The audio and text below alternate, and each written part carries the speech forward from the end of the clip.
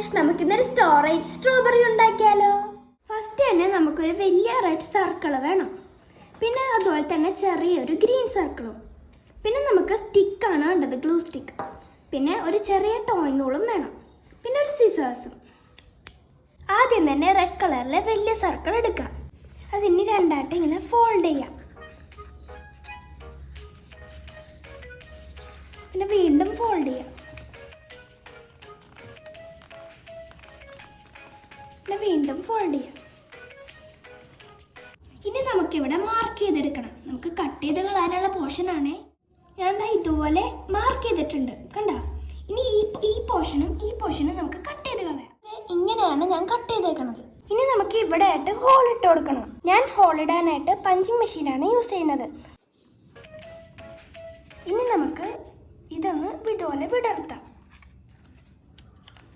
അപ്പം നല്ല ഭംഗിയുള്ളൊരു പൂവായിട്ടുണ്ടല്ലേ. ഇനി നമുക്ക് ഈ ഒരു പോർഷൻ കട്ട് ചെയ്തെടുക്കാം. കൂട്ടുകാരെ, നിങ്ങൾക്ക് സ്ട്രോബെറി ചെറുതാണ് വേണ്ടിയിരുന്നുണ്ടെങ്കിൽ ചെറിയ സർക്കിൾ കട്ട് ചെയ്തെടുത്താൽ മതി. വലുതാണ് വേണ്ടതെന്നുണ്ടെങ്കിൽ വലിയ സർക്കിൾ കട്ട് ചെയ്തെടുത്താൽ. ഞാനിപ്പോൾ എടുത്തത് മീഡിയം സൈസിലെ സർക്കിളാണ്. അതുകൊണ്ട് ഈ സൈസിൽ സ്ട്രോബെറിയാണ് നമുക്ക് കിട്ടുക. പക്ഷേയൊന്നും എല്ലായിടത്തൊന്നും ആക്കല്ലേ, അമ്മയുടെ നിന്ന് ചീത്തയൊന്നും കേൾക്കരുത്. ഞാനിപ്പോൾ ഫെവിസ്റ്റിക്കാണ് ഉപയോഗിച്ചത് ഇവിടെ. ഇനി നമുക്ക് ഇതിങ്ങനെ ഫോൾഡ് ചെയ്യണം. മടക്കി ഒടിക്കൊന്നും വേണ്ട കേട്ടോ. ഇതുപോലെ വെറുതെ ഒന്ന് ഫോൾഡ് ചെയ്താൽ മതി. എല്ലാം ഇതുപോലെ. ഇനി ഇതുപോലെ നമുക്ക് ഈ ഹോളിനുള്ളിൽ കൂടി കയറ്റി കൊടുക്കണം.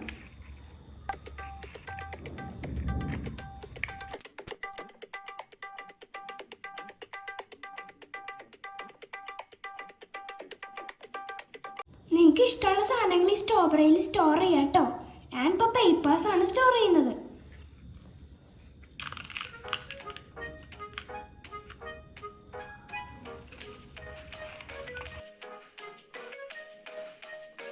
ഞാനിപ്പോൾ ഇത് നല്ല ടൈറ്റായിട്ട് കെട്ടിയിട്ടുണ്ട്. ഇനി നമുക്ക് സ്ട്രോബെറിൻ്റെ സീഡ്സ് മാർക്ക് ചെയ്ത് കൊടുക്കണ്ടേ.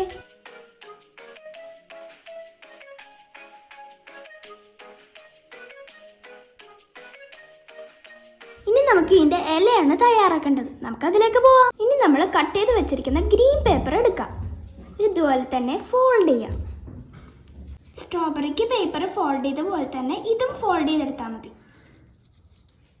അപ്പം നമ്മൾ സ്ട്രോബെറിക്ക് മാർക്ക് ചെയ്ത പോലെ തന്നെ ഇതിലും മാർക്ക് ചെയ്യാം. പക്ഷേ ഇത് ലീവ്സ് അല്ലേ, അതുകൊണ്ട് നമുക്ക് കുറച്ച് നാരോ ആയിട്ട് മാർക്ക് ചെയ്യണം.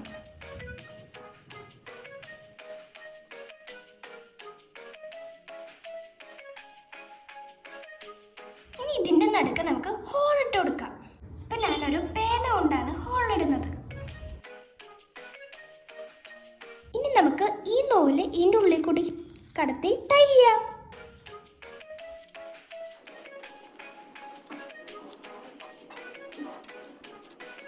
കണ്ടോ, നമ്മൾ നല്ല ഭംഗിയായിട്ട് ടൈ ചെയ്തിട്ടുണ്ട്. നിങ്ങൾക്ക് ഈ ക്രാഫ്റ്റ് ഇഷ്ടപ്പെട്ടെങ്കിൽ ലൈക്ക് ചെയ്യുക, അതോടൊപ്പം തന്നെ കമൻറ്റും ചെയ്യാം. കൂട്ടുകാരെ, നിങ്ങൾക്ക് ഈ വീഡിയോ ഇഷ്ടപ്പെട്ടോ ഇല്ലയെന്ന് കമൻറ്റ് ചെയ്യണേ. അടുത്ത വീഡിയോയുമായിട്ട് ഞാൻ വീണ്ടും വരാം. ബൈ.